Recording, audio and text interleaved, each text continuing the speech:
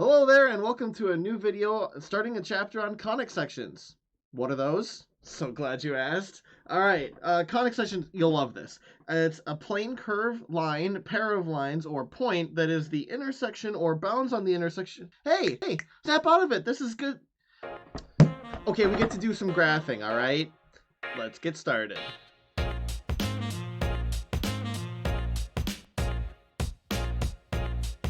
We're going to get started on conic sections, which are a group of types of equations and graphs that result from this image. It's a pair of cones connected at the center, and what you end up with can depend on how you slice it. And any way you slice it, there's going to be some math involved. Let's go. So there are 4 distinct types of conic sections that you can get depending on how you cut a cone. The first is if you cut across a cone, you get a circle. And the equation for a circle can't vary all that much, since the value in front of the x squared and the y squared must match. Otherwise, you have an ellipse, which is a circle that is stretched out in some way, and you get that from an angled slice through a cone. Well, what if you make a cut that's so angled that it never reaches the other side anymore? Well, now you have a parabola, and instead of having x squared and y squared, you only have a squared value in one variable, and it can be y squared or it could be x squared. But in either case, the other variable no longer has the square on it. The next type is probably a little bit more new. It's called a hyperbola, and it's if you angle a parabola so heavily that it not only intersects vertically across the top cone, it also intersects the bottom cone now. So you have 2 half parabolas that combine to make a hyperbola. Notice the difference in these equations.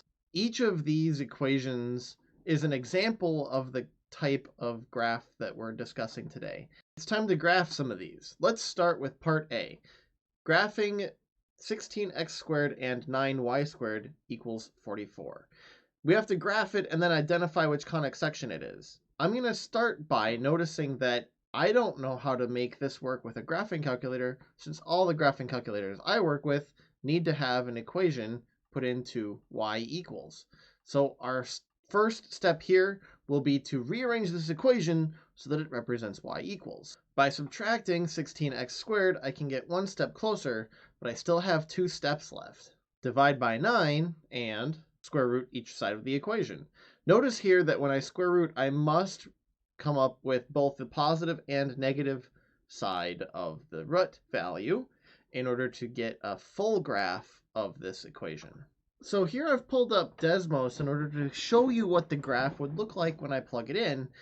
And you'll see that when I only have the positive half of the graph plugged in, it only shows me the positive half of the graph. So I need to plug in the second half of the graph so you can see the complete shape. All right, and now we can see the complete ellipse.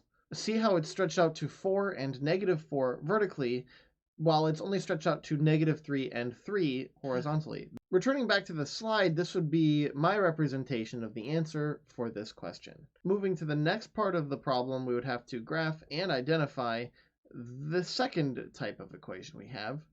Before we head back to Desmos, I do need to have an idea of what I'm going to have to graph here. And again, I'm going to have to solve for y. I'll divide by 4 and then square root both sides. Keeping in mind again that I'll need both the positive and the negative side of the graph. Now, when I plug in both the positive and negative half of this graph, you're going to see that this is a parabola. It's just not what you'd expect from the parabolas we've been studying, since it goes sideways. This represents my answer to the question, since we can tell it's a parabola that opens to its side. Our second example today might surprise you. It's a review of midpoint formula and distance formula, since those are still very relevant when dealing with conic sections.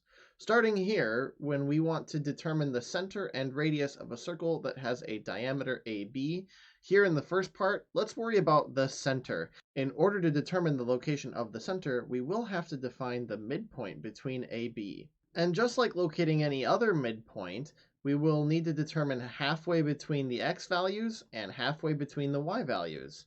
When it comes to our x values, we're dealing with 3 and 9. meaning our halfway distance is 6.